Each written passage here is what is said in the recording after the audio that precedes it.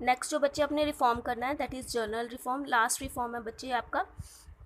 अब इसमें देखो सबसे फर्स्ट पॉइंट आता है आपका that is expansion of irrigation facility. इसमें जो भी जर्नल पॉलिसीज़ जो ली हैं ना गवर्नमेंट ने, वही हमने सब इसमें बतानी है, जैसे इरिगेशन के रिलेटेड या फिर क्रेडिट फैसिलिटीज़ के रिलेटेड या फिर सोसाइटीज़ के रिलेटेड जो भी डिफरेंट डिफरेंट गवर्नमेंट ने प्लान्स किए। क्लियर? तो इसमें फर्स्ट देखो बच्चे that is expansion of irrigation facility. अब इसमें क्या प्रोडक्टिविटी को इंक्रीज़ करने के लिए इरिगेशन फैसिलिटी के ऊपर जो है ज़्यादा इम्पैक्ट दिया गया, और बहुत से मेजर और माइनर इरिगेशन प्रोजेक्ट्स भी लगाए गए बाय द गवर्नमेंट। जैसे सबसे मेन आपका जो ग्रीन रेवोल्यूशन है उसमें बेसिकली यही था कि हम न्यू टेक्निक्स यूज़ करें, प्रॉपर इरिगेशन फैसिलिटीज़ लें, जिससे हमारी प्रोडक्टिविटी क्या हो, इंक्रीज़ हो। तो जैसे 1951 में देखो कि 17% लैंड जो थी वो प्रॉपर इरीगेशन फैसिलिटी वहाँ पर होती थी, बट अब क्या है ये 45% हो गई है। जैसे हमने पहले भी पॉइंट किया था कि काफ़ी जैसे एरियाज़ है लाइक जो राजस्थान है या बिहार के कुछ एरियाज़ है, वहाँ पे अभी भी इरीगेशन फैसिलिटी प्रॉपर नहीं है, बट पंजाब और हरियाणा में और बहुत से एरियाज़ में प्रॉपर इरीगेशन फैसिलिटी होने लग गया। तो अब धीरे धीरे ये क्या है, इम्प्रूव हो रही हैं चीज़ें। क्लियर? तो फर्स्ट जो आपका दैट इज पॉइंट आता है expansion of irrigation facility. Second point देखो बच्चे that is provision of credit.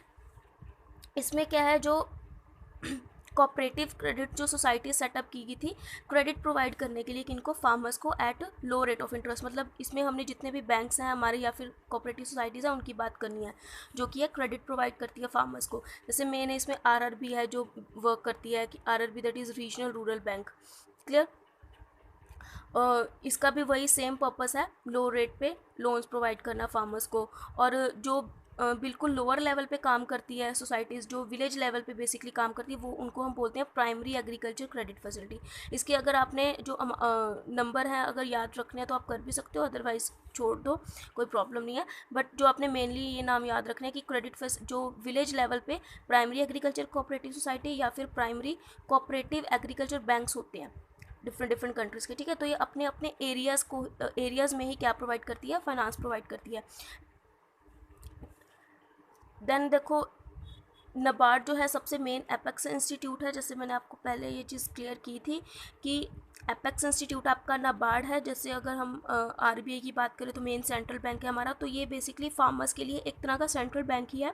Central bank doesn't mean कि करेंसी नहीं छापता, बट जो भी फाइनेंशियल नीड होती है फार्मर्स की उसको जो नाबार्ड ही देखता है। मतलब नाबार्ड ही जो पॉलिसीज़ या फॉर्मुलेट करती है वो जो है इम्प्लीमेंट होती हैं आरआरबी या फिर कोऑपरेटिव सोसाइटीज़ पे। क्लियर? तो ये जो है फार्मर की नीड को देखता है ऑन नेशनल लेवल। ठीक है? मतलब हायर लेवल पे ये बैंक है जो बेसिकली रूल्स एंड प्रोसीजर्स बनाता है फार्मर्स के लिए। क्लियर? अब देन आता है बच्चे आपका regulated market and cooperative market society.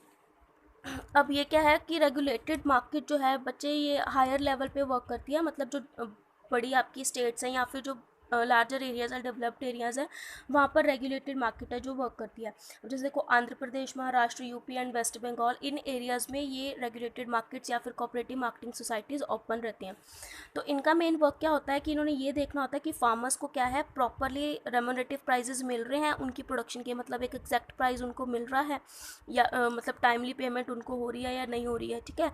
ताकि उनको क्या कर सकें, वो प्रोटेक्ट कर सके मिडल मैन एक्सप्लॉयटेशन से। मतलब कोई भी मिडल मैन ना हो विद इन स्टेट एंड जो फार्मर्स है, मतलब उनका डायरेक्ट कांटेक्ट हो सके अपनी परचेज एंड सेल के लिए। क्लियर? जैसे अब कोऑपरेटिव मार्केटिंग सोसाइटी ये क्या है, स्टोरेज फैसिलिटी भी प्रोवाइड करती है किसानों को जिनके पास प्रॉपर स्टोरेज फैसिलिटी नहीं होती अपनी प्रोडक्शन को रखने के लिए। क्लियर? लास्ट पॉइंट आता है बच्चे आपका that is price port policy. Price port policy में कौन वर्क करता है, गवर्नमेंट मेनली वर्क करती है।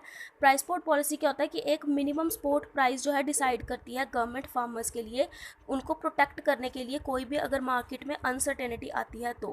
क्लियर? कि सपोज करो अगर जो भी उनकी प्रोडक्शन है उनका मार्केट प्राइस अगर लो है, कि मतलब उनकी प्रोडक्शन के ज़्यादा प्राइजेस नहीं हो पा रहे हैं मार्केट में, तो गवर्नमेंट क्या करती है उस प्रोडक्शन को वो खुद परचेज करती है।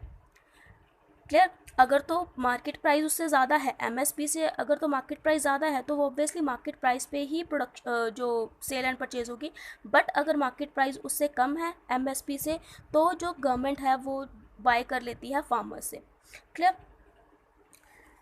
और जो बेसिकली डिसाइड कौन करता है मिनिमम सपोर्ट प्राइस, वो करता है CCEA, that is cabinet committee on economic affairs, जो मार्केट सपोर्ट प्राइस को डिसाइड करता है किसके under, that is food corporation of India. ठीक है, मतलब जितना भी फूड अफेयर्स हैं या फूड कॉरपोरेशन आती हैं उनके अंडर रहकर ही जो कैबिनेट कमेटी है वो डिसाइड करती है कि कितना एक प्राइस होना चाहिए किसी भी प्रोडक्शन का। ठीक है, आई होप आपको बच्चे रिफॉर्म्स क्लियर हो गए होंगे। कोई भी प्रॉब्लम हुई तो बच्चे प्लीज़ पूछ लिया करो एंड नोट्स अपने प्रॉपर बनाते रहो।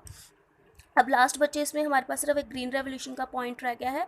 जनरली वो इम्पॉर्टेंट नहीं है, इसमें जो रिफॉर्म्स ही हमारे इंपॉर्टेंट थे, बट हमने उसको छोड़ना नहीं है बिकॉज +2 है, आपकी बोर्ड क्लास है, तो हमने हर एक टॉपिक को कवर करना है। क्लियर, तो बट्स लास्ट वो आपका एक टॉपिक रह गया, उसके बाद आपका ये जो चैप्टर है वो ओवर हो जाएगा। क्लियर, ओके बच्चे, थैंक यू।